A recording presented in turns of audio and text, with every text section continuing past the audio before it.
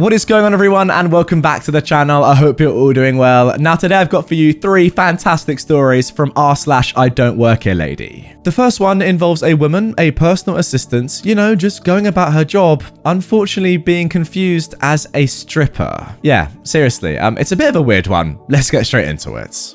I Don't Work Here Lady Strip Club Edition. This takes us back to the early 2000s. I was 19 at the time. My second job ever was at a shady accountant's office. I worked a couple of years as a courier and then was promoted to a small administrative role. It was a small office, but we handled a lot of work because we had a lot of clients. Our biggest was a chain, big store with headquarters overseas. We did the numbers for the local branches. This meant that the big store would send a couple of times per year a representative that would stay a couple of days in a hotel, so we'd have to show them a nice time in town. One of these representatives, VIP in the story, was a bit of a creep and demanded to go to nightclubs where we had to make sure he didn't get in trouble. Our country was always in the middle of an economic crisis, so the accountant would make us go above and beyond to keep the representatives happy. And, in the case of this guy, drunk. During one of the VIP's visits, he heard of a strip club and wanted to go there at all costs. One of my co-workers took him there, and the VIP liked it so much that he practically never left the establishment. I don't know why, but he decided that this would be the place of operations next time he'd come, and he managed to make sure a next visit would ensue as soon as possible. So, a couple of months later, he came with short notice and arranged with the accountant to have their meetings at the strip club. Mind you, this was still during working hours. Alright guys, sorry for the long background, now to the I Don't Work Here Lady part. This went down during a meeting at said strip club at noon. We were sitting in one of the corner tables, away from most of the action. It was actually a pretty quiet place, all things considered. And given the nature of the talk, ill accounting practices, it surprisingly seemed like a good place. There were a few patrons next to the stage, and there was little action. But there were dancers coming and going. It seemed like the place never closed. Can I just say, before we get into this really, what a weird place to have accounting meetings. This guy is strange. Now, the accountant's personal assistant was a girl in her mid-20s. She was the accountant's niece, and she was both incredibly smart and beautiful. She was sitting next to her uncle, taking notes and providing data on demand. I was there just to make sure the VIP always had a drink in hand. At some points, I was handed some documents to check something out, and the accountant's assistant went to the bar to get more drinks. So, it was 3 males sitting at the table, the VIP and the accountant talking figures, as I was checking the papers, when suddenly we heard a loud crash and some yelling. We turned to see the assistant arguing with drunk patron 1, her white shirt all wet. She then threw a punch at his face. He got rocked back by the vicious hits and the surprise. 2 other patrons, who were nearby, jumped in and tried to grab the assistant. We sprang from our seats and rushed to her aid. There was some pushing and pulling. The accountant was trying to hold back his assistant, his niece, and shield her, but she was enraged. The VIP and I were pushing the other drunk patrons back. Fortunately, the fighting was contained between the assistants and the first drunk patron, and a full-blown skirmish didn't break out. A couple of seconds later, a massive 2-meter, that's about 6'8" bouncer appeared, grabbed the drunk patron, and started bellowing out orders. We instantly stopped, as if we were toddlers under the command of a kindergarten teacher. Upon questioning, the drunk patron said that the expletive for sex worker refused to serve him a drink and a lap dance, pointing at the assistants. Still enraged, she started shouting, and things almost escalate again, weren't it for the bouncer being so menacingly in control. The man was good at his job. Eventually, the assistant calmed down and said that she was returning from the bar with a tray with drinks when this drunk patron slapped her in the butt and told her to take him to a private booth. She said she didn't work there. He slurred something about being quick about it, and when she tried to leave, he tried to grab for her chest and knock the tray with drinks all over her suit and shirts. She told him something along the lines of, "I told you, I don't work here, you butthole." And he replied, "Well, you look like a," insert word here, "that works here." She lost it and started swinging. So, the aftermath. The drunk patron was kicked out, and the 2 other drunk patrons left with their friend. The VIP paid the bartender some money to allow us to stay there. I took the assistant in a cab back to her home. she was still fuming and ranted on how she hated working for her uncle and his shady clients. She wanted to quit and start working in her field. She was an architect, but our economy was so depressed there was hardly any work there. She took a week off work after that, and during that week, I decided to quit. I was a high school dropout, and I thought it was a good time to get graduated. So, I haven't seen her since. I learned that the accountant was caught stealing from the big client a couple of years later, and his business declined heavily after losing the majority of that business. A couple of years ago, I saw that the assistant was running a somewhat successful Instagram account, giving interior design tips and offering her services as an architect and designer. She seems to be doing okay. As for the strip club, well, it closed a long time ago, so I guess the drunk patrons are getting their fill elsewhere. Jeez, getting accused of being a stripper when you're not one, that is tough, seriously. But to be honest, I don't blame, anyone else in the story, even the patron. Like, if you're in a strip club and you see a very good-looking girl holding a tray of drinks, it's not that far-fetched to think that they might be a stripper, sorry. The only person I blame is this weird VIP bloke. Why do you want to do your accounting stuff in a strip club? How cooked are you in the head? Sorry, that is very, very strange. Look, fair enough, if you're into that sort of thing, I'm not personally, but I know that some people are. If you're into that sort of thing, fine. But don't do it during your work. Surely you go to this accounting office first, get your work done, afterwards you go there. You don't host your meetings there. That is so weird. The only person I blame in this whole story is Mr. Big VIP. He's an absolute disgrace to all other VIPs out there. I hate him. Alright, then moving on to our next story. Karen mistakes me for a bank employee, proceeds to attempt to rob the bank and gets arrested. For some background, about 20 years ago, I worked for a company that made software for banks and credit unions. Two smaller regional banks merged, and we were called in to upgrade all the branches for the same version of software and to point the network to the new consolidated bank. How boring is that? My God. I mean, no offense, but anyway, let's move on. Okay, sorry, I tell that, but that's quite rude. Sorry. Let's just continue, right? Forget I said that. This happens after hours, so as not to interfere day-to-day operations. The whole process took several hours on site at each branch. So we were sure we would have plenty of time to roll things back if anything went wrong. We started a few hours before the bank closed.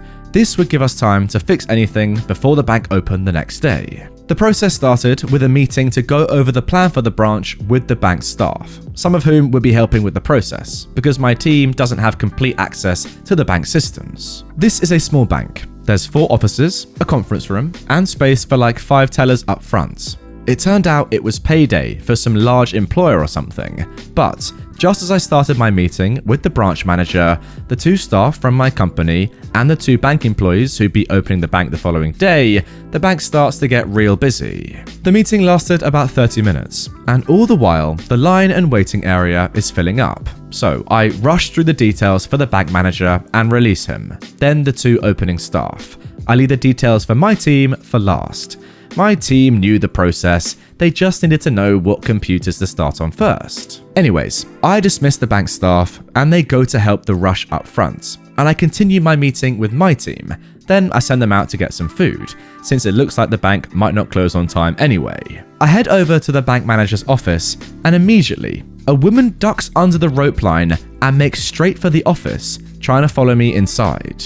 I didn't see her step out of line, so I at first thought maybe she was a bank employee. As soon as I turned around, she said something like, "It's about dang time. I've been waiting for half an hour." Now, this was BS, because we started the meeting at 4:30 and it wasn't even 5 yet. I tried to tell her that she was mistaken. I don't work at the bank, but she cut me off, not even paying attention to what I was saying. She plopped herself down in one of the chairs and said, "I need to make a withdrawal." I replied, "Sorry, I can't help you with that. You'll need to wait in line." "No, I've already waited for an hour. I know you can do it. You've done it before." She slaps her ID and bank card on the desk and says, "Just open the damn drawer and give me $2,000. I can't. I don't. But I couldn't even finish explaining that I don't work here. "BS, you've done it before. Give me $2,000. I can't." That's it. At this point, she's raised her voice and is now standing. I assumed she was going to leave, and I went to open the door, but she pushed me back and yelled, "I'm not leaving this office until you give me $2,000. She then picked up a screwdriver out of the toolkit sitting on the desk and starts prying at the desk drawer. I push her back and she swings at me with the screwdriver. I step back, but she scratches my arm, tearing my shirt, and goes back to prying at the drawer. I've had it at this point. I'm thinking, she is nuts and I need to do something. I look out the office and it looks like everyone is busy, and I think that maybe they didn't notice her yelling. It looks like she's not making any progress on the desk. It's way too sturdy. So I try a calmer approach and try to get her attention. She stops for a moment and looks at me like she forgot I was there. "Are you going to get me my money or what?" she snapped. "I'm not an employee of the bank." "BS, you were just in the meeting with the other employees." "Yes, I know that, but then get me my money or get out of my way," she interrupted, before pushing me again. I finally had it. I looked out the window and it seemed like all the bank employees were calm and quiet. I thought, if I'm just gonna stand here and watch her rob the bank. She was a big woman, but I played hockey against bigger. So even if she had a few pounds on me, I was pretty sure I could at least slow her down. I took a step back, brought my shoulder down, then with a step and a short lunge, I shoulder checked her into the brick wall behind her. She smacked her head on the wall and gave a short oomph as I knocked the wind out of her, and then she collapsed to the floor unconscious. I watched her suspiciously for a moment, thinking that was easier than I thought. Why didn't I do that earlier? Then I thought maybe I actually properly hurt her, so I knelt down to check on her. She was breathing. I shouldn't move her. The screwdriver flew across the office, so I just stepped over her and walked out into the bank. About that time, I heard sirens, lots of them.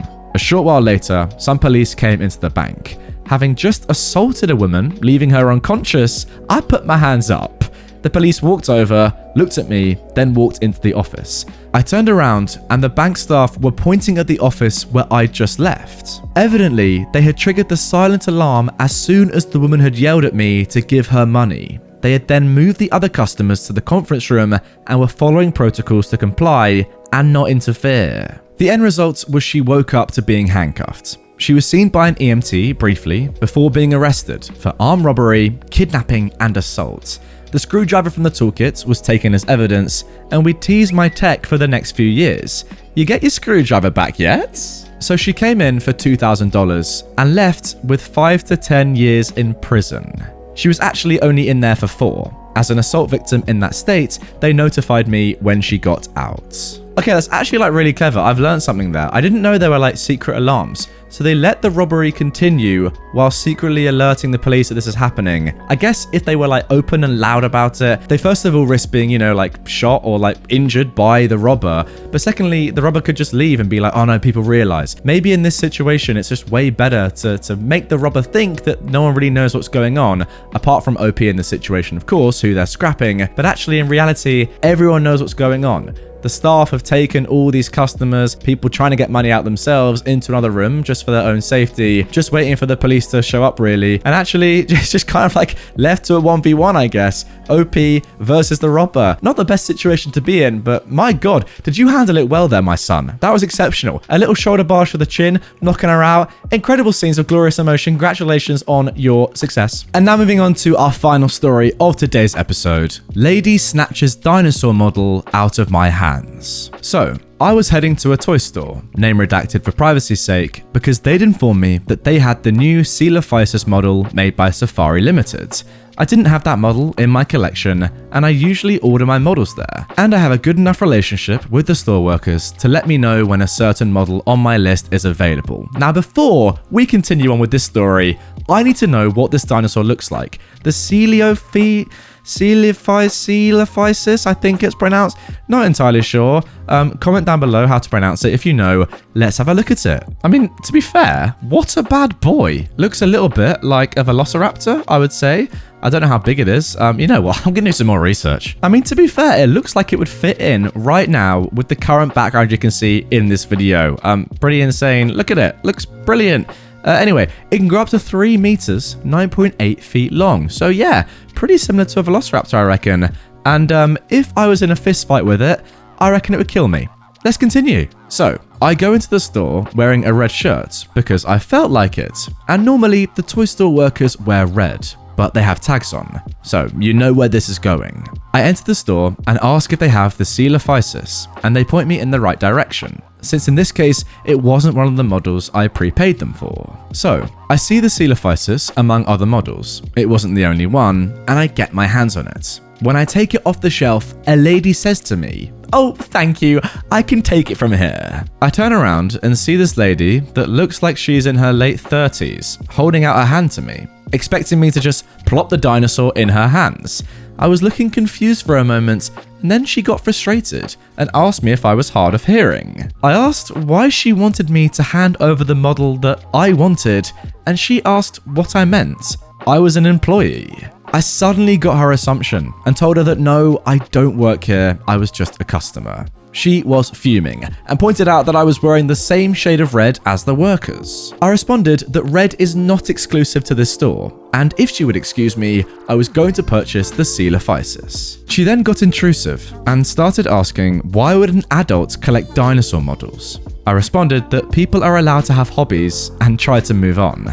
Apparently not satisfied with my answer, she blocked me and frickin' snatched the Coelophysis out of my hands and went to the counter. I was about to shrug my shoulders and grab a spare, not wanting to escalate, until I realized that she had also taken the other Coelophysis models on the shelf. The other remaining models were of Brachiosaurus and Microraptors, by the way. A little bit infuriated at this, but keeping my calm, I went to the counter and asked her to give it back, and told the people at the counter that she snatched the model out of my hands. They asked her if it was true, and she actually told the truth, but only because he was being a bad employee, lying about wanting the model for himself and not providing good customer service.